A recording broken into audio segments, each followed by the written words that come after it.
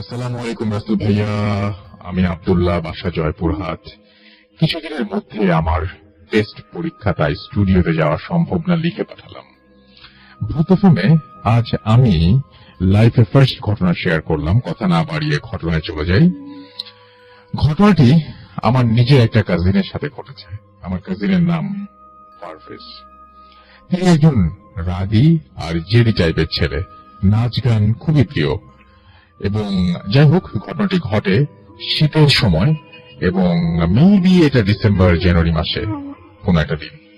আমাদের গ্রাম্য এলাকায় শীতের সময় প্রতি রাতে নাচ গানের আসর বসে। সেখানকার প্রত্যেক রাতের শ্রোতা আমার কাজিন। ঘটনার রাতে পারভেজ ভাইয়া এবং ওনার একটা বন্ধু, তার নাম হচ্ছে আশরাফুল, তারা দুজন মিলে রাত 8:45 দিকে বাড়ি থেকে রওনা দেন নাচ গান অনুষ্ঠান দেখার উদ্দেশ্যে। মাঝ রাস্তায় যাওয়ার পরে তিনি দেখেন বাইকের চাকা পাংচার হয়ে গেছে।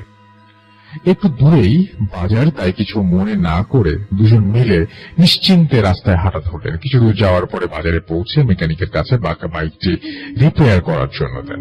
বাইক মেকানিক বলেন যে রিপেয়ার করতে 30 মিনিট সময় লাগবে। কথা শুনে পারভেজ ভাই আশরাফুল ভাইকে বললেন যে দোস্ত চল বাইক রিপেয়ার করে নিয়ে আসি, আমি আগে সামনে দুটো সিট নিয়ে রাখি। আচ্ছা, বাইক রিপেয়ার করা হলে নিয়ে আসিস, আমি আগে সামনের দুটো সিট নিয়ে রাখি। যেই বলা সেই কাজ। তিনি 15 টাকা ভাড়া দিয়ে সেখানে গেলেন এবং সামনে দুটো সিট নিয়েছেন। অনুষ্ঠান শুরু হয়েছে, কিন্তু আশরাফুলের কোনো খবর নেই। Mobile off. রাত 10টা, 11টা, 12টা, কোনো খবর নেই। আশরাফুল 12:30 থেকে 1টার মধ্যে যে কোনো একটা সময় ভাইয়ার কাছে কল দিয়ে বলল, দোস্ত আমি বাইক রিপেয়ার করে যাওয়ার সময় দেখি যে সামনের চাকাটাও পাংচার হয়ে গেছে। কিছু দূর থেকে ঘুরে এসে বাইক রিপেয়ার করে সেটা বন্ধ করেছি। বাইক রিপেয়ার করতে এসে দেখি যে সেটাও বন্ধ, অর্থাৎ মেকানিকের যে ওয়ার্কশপ আছে সেটাও বন্ধ হয়ে গেছে। এবং কিছু দূর আমি যেটা করলাম সেটা মেকানিকের কাছে ফোন করেছিলাম, কিন্তু সে হসপিটালে গেছে, 2 ঘন্টার মধ্যে ফেরার কথা বললো। আমি 2 ঘন্টা বসে আছি, কিন্তু মেকানিকের আসার কোনো নাম নেই। এই কথা শুনে পারভেজ ভাই আশরাফুল ভাইকে বাড়ি যেতে বলে, আর এটাও বলে যে অনুষ্ঠান শেষ হলে তিনিও বাসায় যাবেন। দেখতে দেখতে এক পর্যায়ে অনুষ্ঠান শেষ হয়, তখন আনুমানিক রাত 2টা বাজে। আগেই বলেছি গ্রাম্য এলাকা, খুব কুয়াশা, আবার প্রচন্ড শীত। বাড়ি আসার জন্য কোনো যানবাহন পেলেন না তিনি। একটু হাঁটার পরে একটা সাধারণ ভ্যান পেলেন তিনি, সেটা যাবে উল্টো দিকে এবং ভূতগাড়ি নামের একটা জায়গাতে। সেখান থেকে মাটির রাস্তা, তাই প্রচলন নাই তেমন বেশি, যাতায়াত খুব কম। পাকা রাস্তা দিয়ে গেলে 7 কিলো হাঁটতে হয়, আর ভূতগাড়ি থেকে মাটির রাস্তা দিয়ে গেলে 2 কিলো হাঁটতে হয়।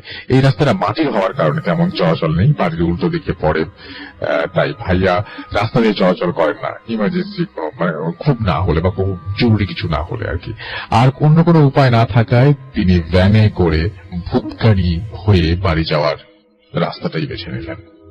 ভ্যান চালক তার সিটে, ভাইয়ার সামনে দুটো ছেলে মানুষ চাদর মোড়ানো, আর ডান পাশে একটা লোক, সেও চাদর মোড়ানো। চতুর বোঝা যায় সবাই ছেলে। এবং এত রাতে মেয়ে সাধারণত বের হয় না গ্রাম এলাকায় মেয়েরা।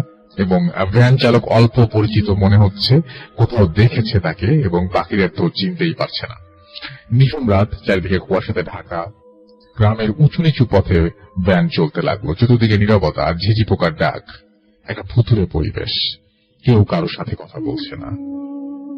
তাই ভাইয়া হেডফোন লাগিয়ে একটা গান শুনছিলেন।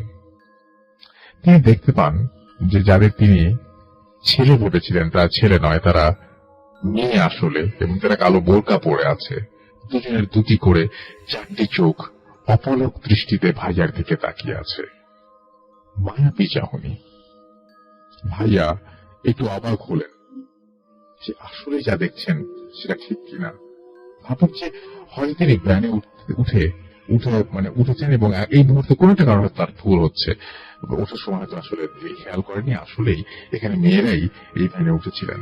কানে হেডফোন লাগানো, তাই ভাইয়া বাইরের কোনো সাউন্ড পাচ্ছেন না। সাউন্ড আর একটু বাড়িয়ে 6-9 ভাবতে ভাবতে আবার গান শুরু হয়ে গেল। ভ্যানটাতে বসে খুব ভালো লাগছিল। গরুর গাড়ির মতো ধীর গতিতে চলছিল ভ্যান। মনে হচ্ছিল যে কেউ যেন শরীর মানে শরীরে হাত বুলিয়ে দিচ্ছে, ওনার ঘুমের জন্য চোখ লেগে আসছিল, খুব ঘুম পাচ্ছিল, একটা তন্দ্রা একটা ভাব। ঠিক তখন হঠাৎ করে আচমকা চাপা ব্রেকে ভ্যানটি একেবারে চলা বন্ধ হয়ে যায়। তিনি ডান পাশে তাকাতেই দেখেন যে লোকটা বসছিল সেই লোকটি নেই, সে জায়গায় একটা বিড়াল বসে আছে। ভ্যান চালক কিছু না বলেই দৌড়ে পালিয়ে যাচ্ছেন। ভাইয়া খুব ভয় পেলেন, ভীত দৃষ্টিতে সামনের দিকে তাকাতে দেখেন সেই মেয়েগুলো আসলেই কোন মেয়ে নয়, তাদের পুরো শরীর, মানে পুরো শরীরটাই ঢাকা ছিল কালো একটা বোরকা দিয়ে, এবং অজানা এক রাগের দৃষ্টিতে তারা এখন তাকিয়ে আছে। কি ভয়ানক চোখ, আগুনের মতো চলছে চারটি চোখ।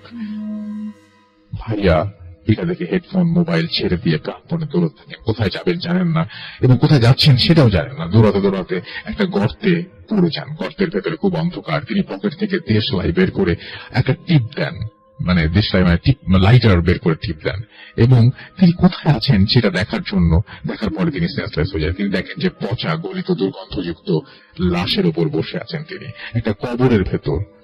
কতক্ষণ যে সেন্সলেস অবস্থায় ছিলেন সেটা তখন তিনি বুঝতে পারেননি। পরের দিন সেন্স ফিরলে তিনি দেখেন সেই কবরের লাশের সাথে তিনি শুয়ে আছেন। তিনি বাইরে আলো দেখতে পান, কিন্তু লাশের সাথে শুয়ে থাকাটা তিনি সহ্য করতে পারেন না। লাশটা দেখে আবার সেন্সলেস হয়ে যান। সেন্সলেস থাকতেই একটা দিন অতিবাহিত হয়ে যায়। পরে আবার যখন সেন্স ফেরে তখন রাত, কিন্তু তিনি কবরে আছেন। তিনি সাহস করে উঠে আসেন বাইরে, সেই অন্ধকার রাত। তিনি আবার দৌড়াতে থাকেন। তিনি বুঝতে পারেন যে এটা একটা কবরস্থান, কিন্তু জোরে দৌড়ানোর পরেও এটার কোনো শেষ খুঁজে পাচ্ছেন না। তিনি আবার দৌড়তে থাকেন প্রাণপণে, চিৎকার করতে থাকেন। অন্ধকারে কিছু মানুষের কথা শুনতে পান, দূর থেকে ভেসে আসছিল। তিনি সেই দিকে তাকিয়েই দৌড়তে থাকেন আর খুব চিৎকার করতে থাকেন, আমাকে বাঁচাও। খুব খুব কষ্টে সেখানে পৌঁছান এবং তাদের মধ্যে একজনকে জড়িয়ে ধরেন। তিনি একটু পরে বুঝতে পারেন যাকে তিনি জড়িয়ে ধরেছেন তার শরীরে কোনো কাপড় নেই, সমস্ত লোমে ঢাকা। এক ঝটকায় তাকে ফেলে দেয়। তিনি তার দিকে তাকিয়ে দেখতে পান কিছু মানুষ রক্তবর্ণ চোখ করে তার দিকে তাকিয়ে আছে। তিনি আল্লাহু আকবার বলে চিৎকার দেন। তারপরে আর কিছু মনে নেই। 3 দিন পরে মসজিদের ইমাম ফজরের ওয়াক্তে একে রাস্তায় পান এবং ইমাম সাহেব মসজিদে রাখেন আমার কাজিনকে। আমরা ওনাকে জীবিত অবস্থায় নিয়ে আসি। তিনি এখনো অসুস্থ। আব্দুল্লাহ আমিন লিখেছেন জয়পুরহাট থেকে। ফেসবুকের লিঙ্কটাও তিনি দিয়ে দিয়েছেন। Thank you very much. যারা লিখবেন তারা চেষ্টা করবেন ফেসবুকের লিঙ্কটা দিতে, যাতে আপনাকে আমরা খুঁজে পাই। তো আমরা এখন চলে যাব আমাদের পুলিশ সদস্য গিয়াসউদ্দিন ভাই, এবং অনেকদিন পরে তিনি লিখেছেন। আমি তিনি যেভাবে লিখেছেন সেভাবেই পড়ছি। আসসালামু আলাইকুম। ভালো আছেন নিশ্চয়ই, হয়তো আমাকে সবাই ভুলে গেছেন। আমি সেই পুলিশ সদস্য গিয়াসউদ্দিন। ঠিকানা আমার মৌলভীবাজার। অধিক বিজি থাকার কারণে ইদানিং ঘটনা লেখার সময় পায় না। এবার যে ঘটনা বলবো সেটা বাংলাদেশের নয়, ইউরোপের কোন এক দেশের। চাকরির সুবাদে গত কয়েকদিন আগে আমি এক ইন্টারপোলের সদস্যের সাথে কাজ করি। সেটা বেশি দিন আগের নয়, 15 থেকে 20 দিন আগের। ওনার নাম ডেভিড স্মিথ। তো তিনি আমায় একবার প্রশ্ন করলেন, জিয়াস আপনি কি অশরীরী কিনে কোনো কিছু বিশ্বাস করেন? যেহেতু আমি বেশ কয়েকটি অস্বাভাবিক ঘটনা ফেস করেছি, তাই ওনাকে বললাম যে 2-1টা ঘটনা বলে ফেললাম। এসব শোনার পরে তিনি আমায় একটি ঘটনা বলেন, যেটি আমাদের দেশের প্রচলিত যে কোনো ঘটনার থেকে ভিন্ন। তার অনুমতি সাপেক্ষে কিছু বিষয় গোপন রেখে তার ঘটনাটি তার ভাষায় উপস্থাপন করলাম। তিনি ইংরেজিতে বলেছিলেন, সো এটা আমি বাংলায় ট্রান্সলেট করে তারপরে বলছি। একটি ট্রেনের ঘটনা, যেটি এক গভীর জঙ্গলে বিকল হয়ে যায়। সাল 10 জুলাই 2010, সময় 7টা 30, স্থান অজ্ঞাত। স্টেশন 7টা 30 একটি দ্রুতগতির ট্রেন ছেড়ে যায়। রাত প্রায় 10টা। তখন ওই ট্রেন থেকে নিকটবর্তী স্টেশনে বার্তা আসে যে যান্ত্রিক সমস্যার কারণে ট্রেনটি বিকল হয়ে গেছে, তাই সাহায্য প্রয়োজন। নিকটবর্তী স্টেশন থেকে জানানো হয় তাদের দ্বারা সাহায্য প্রদান সম্ভব নয়, কারণ হিসেবে অপ্রতুল লোকবল ও পরিবহনের অভাব দেখানো হয়। তবে তারা সাহায্যের জন্য রেলের কেন্দ্রীয় সাহায্য অফিসে একটি বার্তা পাঠায় এবং অপেক্ষা করতে বলে। এবং যেহেতু ট্রেনটি একটি জঙ্গলে আটকা পড়েছে, তাই সকলকে সাবধান থাকারও আহ্বান জানায়। রাত 2 ও 3 এবং সর্বশেষ 4টায় ওই ট্রেন থেকে জরুরি সাহায্য বা ইমার্জেন্সি হেল্প এর জন্য অনুরোধ করা হয়। তাদের বার্তাগুলো ছিল বেশ করুণ ও অসহায়ত্বপূর্ণ। এরপর আর কোনো বার্তা আসেনি ওই ট্রেন থেকে। সকাল 6টা, একটি উদ্ধারকারী দল ঘটনাস্থলে যায় এবং তারা দেখতে পায় ট্রেনের দরজা জানালা আধা ভাঙা, চূর্ণ বিচূর্ণ। প্রথমে তারা তেমন কাউকে পায়নি, যাত্রী, চালক কিংবা ট্রেনে কর্মরত অন্য কেউ কাউকে পায়নি। সবশেষে ট্রেনের টয়লেট থেকে একজন নারী আহত অবস্থায় তাকে পাওয়া যায়। তারা খুব দ্রুত তাকে পার্শ্ববর্তী হসপিটালে নিয়ে যায়। ঘটনাটির তদন্ত ভার পুলিশকে দেয়া হয়, যার নেতৃত্বে ছিলেন এই ডেভিড স্মিথ। তিনি মহিলার কাছে সবকিছু জানতে চান যে আসলে কি হয়েছিল ওই রাতে, আর ট্রেনের বাকি সব যাত্রীরা কোথায়। ওই মহিলা কাঁদতে কাঁদতে ঘটনার বর্ণনা দেন। তিনি ও তার স্বামী যাচ্ছিলেন ওই ট্রেনে করে। ট্রেনের যাত্রী সংখ্যা বেশি নয়, 20 থেকে 25 জন হবে। রাত প্রায় 10:30। ট্রেনের চালক জানান, যান্ত্রিক সমস্যার কারণে ট্রেন আর সামনে চলবে না। আর ঠিক হতে তখন প্রায় সকাল হয়ে যাবে, তাই সবাইকে ভেতরে থাকতে হবে। সাথে সাবধান করেন, যেহেতু আমরা এক গভীর জঙ্গলে আটকা পড়ে গেছি, তাই কেউ যেন বাইরে যাবেন না। এটা শুনে যাত্রীরা বেশ বিরক্ত হন এবং চালকের সাথে অনেক তর্ক বিতর্ক করেন, কিন্তু উপায় নেই। এর মধ্যে 10-12 জনের একটি দল পরবর্তী স্টেশনে যায় হেঁটে যাওয়ার সিদ্ধান্ত নেন। চালক তাদের ঘোর আপত্তি জানান, কিন্তু তারা নাছোড়বান্দা, যেতে তাদের হবেই। নিরুপায় হয়ে চালক তাদের যাওয়ার অনুমতি দেন। বাকি যারা ছিলাম তারা ট্রেনে রাত কাটানোর চিন্তা করলাম। রাত প্রায় 1টা। আমরা সবাই যা ছিলাম তারা কেউ কেউ ঘুমিয়ে পড়েছিলাম, কেউ বা জেগেছিলাম। হঠাৎ দরজায় ডাক, কেউ যেন দরজা খোলার জন্য তীব্র আওয়াজ করছে। যেহেতু দরজা লক করা, তাই চালককে খবর দেওয়া হলো। তিনি খুব তাড়াতাড়ি এসে দরজা খুললেন এবং 2 জন যাত্রী তারা চলে গিয়েছিল, তারা ফিরে এসেছে। তাদের চোখে মুখে ভয়ের ছাপ, তারা কেউ কোনো কথা বলতে পারছে না। 2 জন জ্ঞান হারায়। কিছুক্ষণ পরে তাদের জ্ঞান ফিরলে তাদের প্রশ্ন করা হয়, কি হয়েছে, আপনারা ফিরে এলেন কেন, বাকিরা কোথায়? তাদের ঘটনা শুনে আমরা হতবাক। অনেক পথ হাঁটার পরেও তারা ওই 10-12 জনের দল একটা আলো দেখতে পায়। ওই আলো ধরে হাঁটা শুরু করে। নির্জন বনে হঠাৎ একটা বাঁশির সুর শুনতে পায়, যেন এক মায়াবী ডাক। তারা ওই বাঁশির সুর শুনে আস্তে আস্তে সামনে এগোতে থাকে এবং অস্বাভাবিক ভাবে একে একে বিভক্ত হতে থাকে। যে যার পথে চলে যায়, কিন্তু তারা 2 জন ওই বাঁশির সুর খেয়াল করে না, বরং তারা পর্যবেক্ষণ করতে থাকলো। কিছুক্ষণ পর তারা দেখলো তারা 2 জন একা। তার কিছু সময় পরে তারা বেশ কয়েকটি করুণ আর্তচিৎকার শুনতে পায়, যা বেশ বিভৎস। মনে হয় কেউ কাউকে জবাই করছে। তারা বেশ ভয় পায় ও ফিরে আসে। ওই মহিলা ডেভিড স্মিথকে সব বলেন, আরো বলেন যে ঘটনাটি এখানে শেষ হলে ভালো হতো, কিন্তু না, আরো ভয়ানক বিপদে তাদের জন্য অপেক্ষা করছিল। তারা সবাই যখন ভয়ে অস্থির, ঠিক তখনই তারা ট্রেনের জানলা দিয়ে দেখলো তাদের চারপাশ আলোকিত হতে লাগলো। জঙ্গলের মাঝে এত রাতে আলো আসলো কোত্থেকে? যখন তারা ট্রেনের জানলা দিয়ে বাইরে বেশ কিছু মানুষের অবয়ব দেখতে পায়, যারা দেখতে মানুষের মতো, তবে তারা দেখতে বেশ কালো ও উচ্চতা অস্বাভাবিক। বাঁশির সুর বাড়তে লাগলো, সাথে এক করুণ নীরবতা। সময়টা রাত প্রায় 3টা হবে। শুরু হলো আরেক অদ্ভুত ঘটনা। সবাই অনুভব করলো একটা তীক্ষ্ণ বাঁশির সুরের আওয়াজ। তাহলে আবার ওই বাঁশিটা ডাকছে, একটা অনিশ্চিত বুথে। সবাই সৃষ্টিকর্তাকে স্মরণ করতে লাগলো। বাঁশির সুরটা বেশ কাছাকাছি লাগলো। শুধু ওদের ট্রেনে থাকা কিছু লোক দরজা খুলে বাইরে বেরিয়ে গেল। কয়েকজন জ্ঞান হারায়। আমার স্বামী আমায় ধরে বাথরুমে নিয়ে বাইরে থেকে দরজা বন্ধ করে দেওয়ার চেষ্টা করে, কিন্তু বাথরুমটা তুলনামূলক ছোট হওয়ায় 2 জন থাকা যাবে না। সে আমায় ভেতরে রেখে বাইরে থেকে দরজা লক করে দেয়। যাওয়ার আগে সে বলে, যা কিছু হোক আমি যেন কোনো শব্দ না করি এবং বাইরে বেরিয়ে যাওয়ার চেষ্টাও না করি। আমি নীরব, মাসের সুদটা বাড়তে লাগলো। আমি নিজেকে সামনে রাখতে পারলাম না, বাইরে বেরিয়ে যাওয়ার জন্য ছটফট করতে লাগলাম, কিন্তু দরজা বাইরে থেকে লক থাকায় যাওয়া সম্ভব হলো না। আমি বুঝতে পারলাম একে একে সব নীরব হতে শুরু করলো। বুঝতে আর বাকি রইল না, ওরা সবাই চলে গেছে।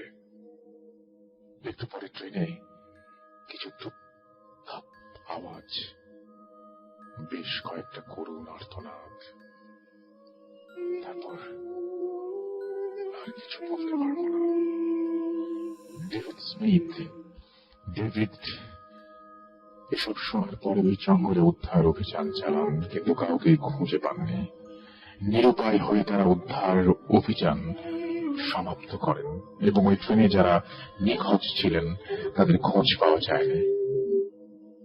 এটাই ছিল ডেভিড স্মিথের ঘটনা। হয়তো আর ঘটনা নাও পাঠাতে পারি, কারণ ব্যস্ততা বেড়ে গেছে। ভালো থাকবেন।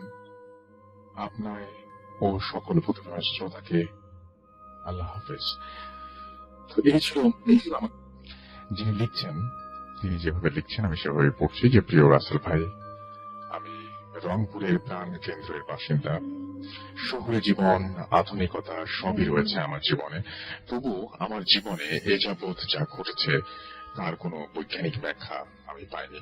আমি প্রথম শুনি শুধুমাত্র নিজের সাথে ঘটে যাওয়া ঘটনাগুলোর মিল খুঁজতে, আর এসব থেকে কিভাবে বেঁচে থাকা যায় তার উপায় খুঁজে বের করবার জন্য। হয়তো অনেকেই তামাশা নিতে পারেন এই সব অতি প্রাকৃত ঘটনাগুলোকে নিয়ে। আচ্ছা বলুন তো, ঘুমের মাঝে ঘুমিয়ে গেলে কেমন অনুভূতি হবে? হয়তো খুব কম মানুষই খুঁজে পাওয়া যাবে যারা আমার মতো।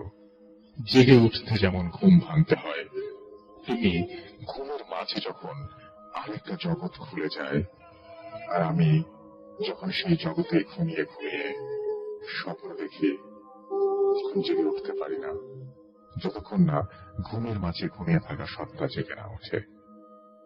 এমন হয়েছিল 2-3 বার। এবার আসা যাক ঘটনায়। আমি সবেমাত্র ইংলিশে অনার্স কমপ্লিট করেছি। এই তো কিছুদিন আগের কথা। ঘুমিয়েছিলাম, ঘুমের মাঝেই নড়ে উঠল শরীরটা। মনে হলো কেউ যেন উঁচু থেকে নামিয়ে দিল আমায়। খুব নরম আর একটু গরম অনুভূতি।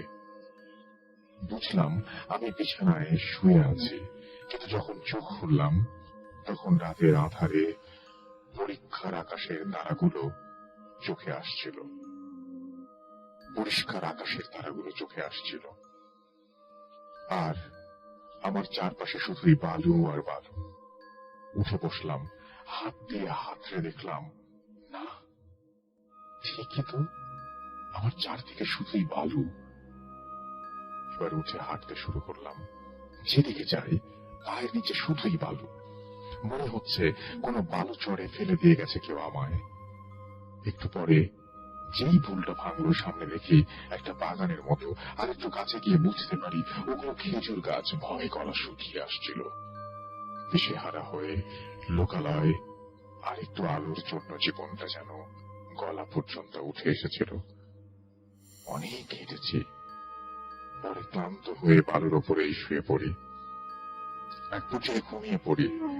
যখন ঘুম ভাঙে আমি আমার বিছানায়, চোখ খুলে আমার মাথার উপরে ছাদটা দেখতে পেয়ে মনে স্বস্তি পেলাম।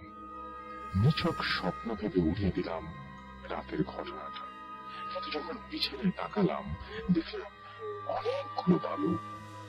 আমার শরীরের ট্রাউজার, এমনকি ট্রাউজারের ফোল্ড করা পায়ের কাছে গোটানো অংশটায় বালু দিয়ে ভর্তি।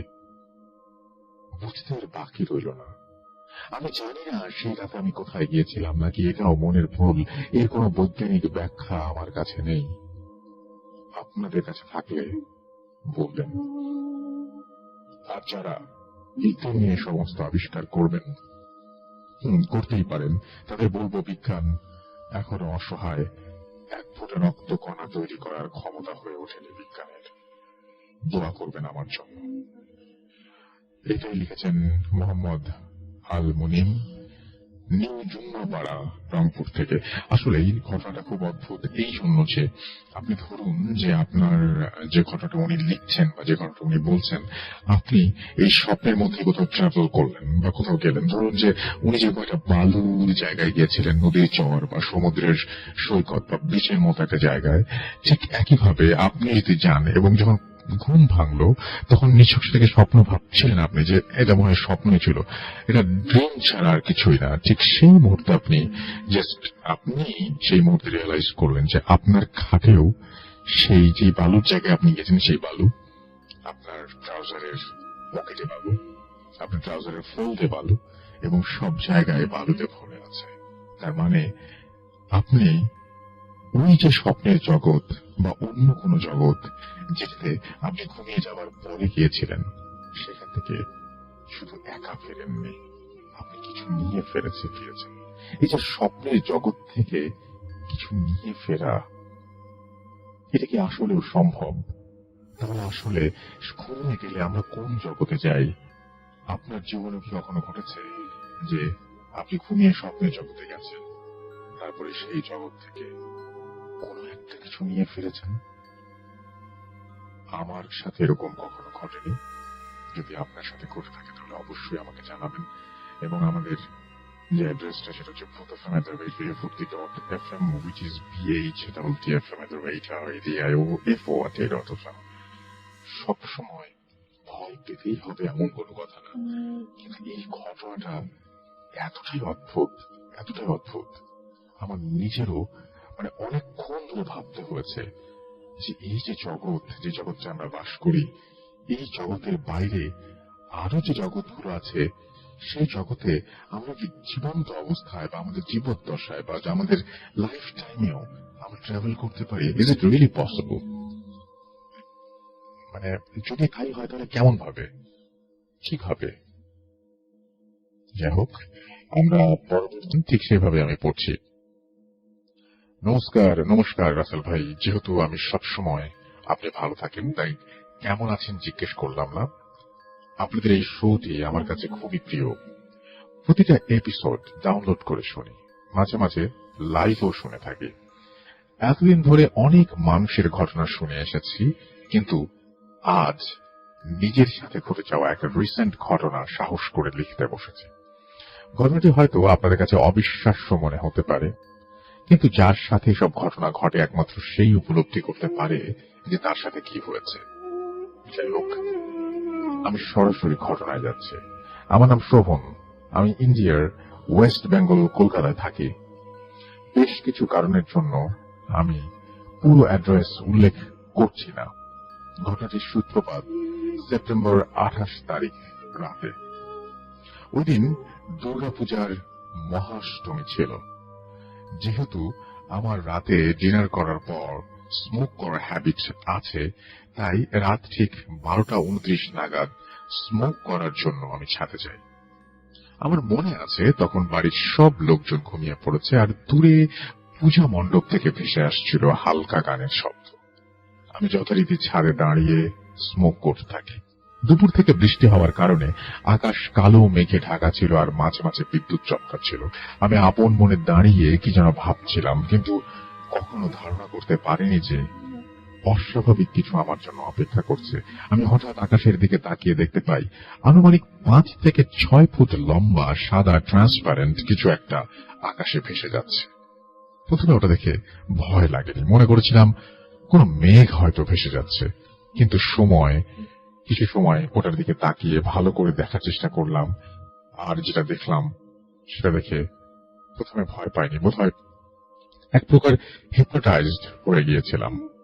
দেখলাম ওই জিনিসটা কিছুটা সামনে এগিয়ে যাচ্ছে আর কিছুটা পেছনে যাচ্ছে, আর কেমন যেন একটা সাউন্ড করছে। শব্দটা ছিল কিছুটা গোঙানোর মতো। বলে রাখা ভালো, ওই জিনিসটা আমার থেকে 10 থেকে 12 হাত দূরে থাকায় আমি স্পষ্ট সাউন্ডটা শুনতে পাচ্ছিলাম। ওটা দেখার পর আমার বুকের ভেতরে হার্টবিট বেড়ে গেল, আর হাত থেকে সিগারেটটা নিচে পড়ে যায়। হঠাৎ করেই ওই জিনিসটা আমার দিকে ঘুরে তাকায়। আমার মনে হচ্ছিল দৌড়ে সিঁড়ি থেকে নেমে ঘরে চলে যাই, কিন্তু শুনলে হয়তো অবাক হবেন, আমি শরীরে একটা অঙ্গ নড়াতে পারছিলাম না। মনে হচ্ছিল তখন যেন সমস্ত শরীরটাই প্যারালাইজড হয়ে গেছে। ওই জিনিসটা ধীরে ধীরে আমার দিকে এগিয়ে আসতে থাকে। আমি দেখতে পেলাম ঠিক একটা মানুষের আকৃতির সাদা ধোঁয়ার মতো কিছু কিছু ট্রান্সপারেন্ট, চোখের জায়গায় কোনো চোখ নেই, শুধু অন্ধকার এবং কেমন একটা অদ্ভুত অবয়ব। আমি আমার এক দৃষ্টিতে ওই জিনিসটার দিকে তাকিয়ে যাচ্ছিলাম এবং কোনো এবং কেন যেন কোনো ভয় পাচ্ছিলাম না। তখন সামনে কিছুক্ষণ থাকার পর ওই জিনিসটা বাতাসে হঠাৎ করে আবার ভ্যানিশ হয়ে গেল। আর ঠিক ওই মুহূর্তে একটা বেশ গরম বাতাস ঠিক ওই দিক থেকেই এসে আমার গায়ে লাগে। আমি সাথে সাথে হুঁশ ফিরে পাই। তখন আমার শরীরের সমস্ত লোম দাঁড়িয়ে যায়। আমি চোখ দুটো ভালো করে হাত দিয়ে কচলে আবার ওই দিকে তাকিয়ে দেখি কিছুই নেই সেখানে। হাত থাকা ফোনটা অন করে দেখি তখন সময় রাত 1:07। রীতিমতো ভয় পেয়ে ঘরে গিয়ে শুয়ে পড়ি। সেই রাতে আর ঘুমোতে পারলাম না। চোখ বন্ধ করলে শুধু ওই দৃশ্যগুলো মনে পড়ত আর ভয় হতো। যথারীতি 3 দিন জ্বরে ভুগলাম। সুস্থ হবার পর আবারও, এমনকি গতকাল রাতেও ওই একই ছাদে ওই জিনিসটা দেখার জন্য অনেকক্ষণ দাঁড়িয়েছিলাম, কিন্তু কিছুই দেখতে পাইনি। আর আমি জানি না ওই জিনিসটা কি ছিল, কিন্তু আমার জীবনে ওই অদ্ভুত জিনিসটা আমি প্রথম দেখলাম। আমি জানি আমার মতো একজন শিক্ষিত ব্যক্তির মুখ থেকে এই সমস্ত কথা শুনলে কেউ হয়তো বিশ্বাস করবে না, তাই কারোর সাথে আমি এটা শেয়ার করিনি। যেহেতু ভূত এফএম আমার খুব প্রিয় একটি শো, তাই এখানেই শেয়ার করলাম। ঘটনাটি হয়তো খুব একটা ভয়ের নাও হতে পারে, কিন্তু খুব অদ্ভুত। ভালো লাগলে অবশ্যই শেয়ার করবেন। আমার কাছে আরো কিছু ঘটনা আছে যেগুলো সুযোগ পেলে শেয়ার করব। নাম শোভন দাস, দেশ India, state West Bengal, city Kolkata. আমাদের পাঠিয়েছেন যে তিনি লিখছেন যে আসসালামু আলাইকুম ওয়া রাহমাতুল্লাহ রাসূল ভাই। তারপর তিনি তার নাম দিয়েছেন, নামটাকে না পড়ি দেখি উনি যেটা বলছেন আসলে ওর নাম পড়া যাবে কিনা, কারণ আমি জানি যে উনি একটা জায়গায় জব করেন যেটা উনি বলতে পারেন না আর কি। উনি বলছেন যে আমি খুব ব্যস্ততার কারণে স্টুডিওতে আসতে পারছি না। আশা করি আপনি আমাকে চিনতে পেরেছেন। আমি আগেও 2 বার স্টুডিওতে এসেছি, আর 3য় বার আসার কথা থাকলেও আমি আসতে পারিনি। আমার সাথে খুব ছোটবেলা থেকে বিভিন্ন ঘটনা ঘটে চলেছে, যার কিছু আমি আগে শেয়ার করেছি। আজকে আরেকটি খুব মর্মাহত ঘটনা বলবো, যা কিছুদিন আগে আমাদের ফেস করতে হয়েছে। এই ঘটনা যখন ঘটেছিল তার কিছু আগে আমরা একটা সুখবর পেয়েছিলাম। আমার স্ত্রী 6 সপ্তাহের গর্ভবতী ছিল। এই নিউজে স্বাভাবিক আমরা খুব খুশি ছিলাম। আমরা আমার মূল ঘটনায় চলে আসি। এক রাতে হঠাৎ করে আমার ঘুম ভেঙে যায়।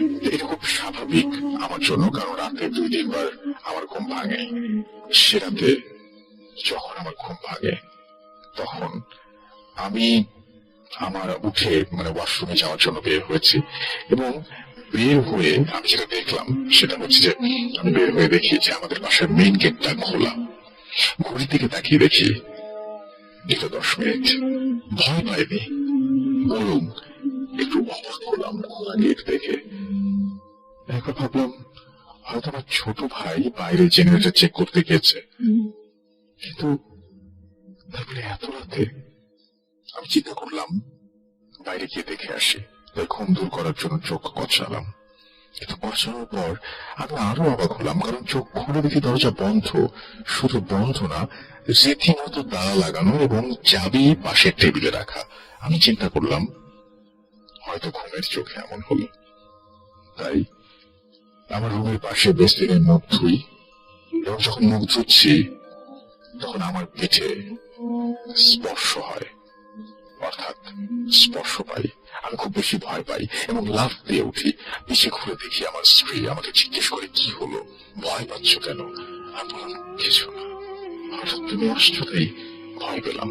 আমি বললাম তুমি রুমে যাও, আমি ওয়াশরুম থেকে এসে ঘুমিয়ে পড়ি। সকালে ঘুম থেকে উঠে চিন্তা করি রাতে কি ঘটলো, কিন্তু ঘুরি বলে খেয়াল করলাম না। আমার অফিসে যাওয়ার জন্য বের হচ্ছি, তো আমার স্ত্রী আমাকে বলল সন্ধ্যায় দ্রুত আসতে, কারণ খালাতো বোনের বাসায় দাওয়াত আছে। আমার খালাতো বোন নতুন বাসায় উঠেছেন। আমি সময় মতো অফিস থেকে আসি এবং দাওয়াতে যাই 5টার দিকে। 7:30-এর দিকে আপু বাসা থেকে বের হয়। বের হয়ে বিদায় নিচ্ছি, তখন খেয়াল করলাম আমার স্ত্রী খুব আতঙ্কিত।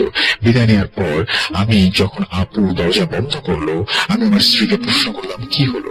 বলে রাখা ভালো, আপুর বাসা 2 তলায়, তাই সিঁড়িতে দাঁড়িয়েছিলাম। আমার স্ত্রী বলল সিঁড়ি থেকে নামার সময় আমাকে ভালো করে ধরে রেখো। আমরা ভালোভাবে সিঁড়ি থেকে নামলাম। সিএনজিতে আমি আমার স্ত্রীর কাছে সব জানতে চাইলাম। সে বলল কত একটা স্বপ্ন দেখেছে। স্বপ্নটা হচ্ছে আমি আমার সিঁড়ির সামনে দাঁড়িয়ে আছি, কিন্তু সিঁড়ি থেকে নামতে গিয়ে কেউ আমাকে ধাক্কা দেয়। নিচে পড়ার আগে সে হাত বাড়িয়ে আমাকে বাঁচানোর জন্য চেষ্টা করে। একজন হাত ধরে ফেলে, কিন্তু সে যার হাত ধরে সে নিজে বাঁচতে পারে না। পরে 2জন নিচে পড়ে যায়, কিন্তু সে কার হাত ধরেছিল তার চেহারা দেখতে পায়নি। এবং সে সিঁড়ি থেকে পড়েছে সেটা আপুদের নতুন বাসার সিঁড়ি, যে বাসায় আমরা জীবনে প্রথমবার গিয়েছি, অর্থাৎ আগে দেখার কোনো কারণই নেই। আমি আমার স্ত্রীকে সান্ত্বনা দিয়ে 8টার মাঝে বাসায় চলে আসি। সবকিছু ততক্ষণ ঠিক ছিল। রাত 10:30টার সময় আমার স্ত্রী আমাকে ডেকে বলল তার ব্লিডিং শুরু হয়েছে। প্রেগনেন্ট মহিলার অর্থাৎ প্রেগনেন্ট মানুষের ব্লিডিং শুরু হওয়ার অর্থ খুব অস্বাভাবিক কিছু ঘটেছে বা খুব ক্ষতিকারক কিছু ঘটেছে। আমি আমার ফ্যামিলি ডাক্তারকে কল করি। উনি বললেন এই মুহূর্তে আমাদের কিছু করার দরকার নেই, সকাল পর্যন্ত অপেক্ষা করতে। আর এই অবস্থায় সামান্য ব্লিডিং হতে পারে, কিন্তু সারা রাত প্রচুর ব্লিডিং হয় এবং পেটে খুব ব্যথা। খুব সকালে আমরা হাসপাতালে যাই, আলট্রাসোনোগ্রাফি করি এবং ডাক্তার জানায় জাস্ট মিসক্যারেজ হয়েছে। ট্রিটমেন্ট শেষ করে বাসায় ফিরি। ঘটনা এখানে শেষ হয়ে গেলে হতো, অনেকের জন্য হয়তো ভালো হতো, কিন্তু ঘটনা এগোতে থাকলো। 3-4 দিন পর আমার খালা আমাকে কল করে এবং দ্রুত হাসপাতালে যাওয়ার জন্য বলে এবং বলে যে আপুর শরীর ভালো না। আমি হাসপাতালে যাই, দেখি দুলাভাই বসে আছে। জানতে চাইলাম কি হয়েছে। দুলাভাই বললেন আপু হঠাৎ পেটে ব্যথা শুরু হয় এবং আপুর মিসক্যারেজ হয়েছে। আপু 5 মাসের গর্ভবতী ছিল। 2 দিন আগে আপুর সব রিপোর্ট ঠিক ছিল, মাত্র 2 দিনের ব্যবধানে এত বড় অঘটন ঘটলো যার ব্যাখ্যা ডাক্তার দিতে পারেননি। এই ঘটনার পর প্রায় 1 মাস পর আপু আমাদের বাসায় আসে। আপুকে কাছে আমরা জানতে চাই। আপু বলেন যেটা সেটা খুবই অবাক করা একটা বিষয়, যে ওনার সাথে যে ঘটনা ঘটে তার রাতে একটা স্বপ্ন দেখে সে, এবং স্বপ্নটি হচ্ছে উনি নতুন বাসার সিঁড়ি থেকে নামছেন এবং সামনে দাঁড়িয়ে আছেন। হঠাৎ করে কেউ ওনার হাত ধরে টান দেয়। উনি সিঁড়ি থেকে পড়ে যান, ব্যথা পান, কিন্তু কে টান দেয় এটা উনি দেখেননি। স্বপ্ন দেখে আপুর ঘুম ভেঙে যায় এবং শরীর খারাপ হয়। আর আমি আমার স্ত্রীর ব্যাপারটা শিওর, আমি আমার স্ত্রীর সাথে স্বপ্নের ব্যাপারটা শিওর, কিন্তু এতদিন যা হওয়ার তা হয়ে গেছে। বুঝতেই পারছেন, এই ছিল ঘটনা। স্বপ্নে একটি ঘটনা ঘটলো এবং সেই ঘটনার ফলাফল পেলেন তারা বাস্তবে। স্বপ্নে কেউ একজন সিঁড়ি থেকে ফেলে দিল এবং অঘটনটা ঘটলো বাস্তবে। স্বপ্ন কি অন্য কোনো পৃথিবী, যে পৃথিবীতে চাইলেই যখন তখন ঘুরে আসা যায়, বা নিজের অজান্তে আমরা ঢুকে পড়ি এবং এই স্বপ্নের সাথে আমাদের বাস্তব জগতের আসল কোনো মিল আছে নাকি একেবারে মিল নেই? স্বপ্নে যা দেখি তা বাস্তবে মাঝে মাঝে সত্যি হয় কেন?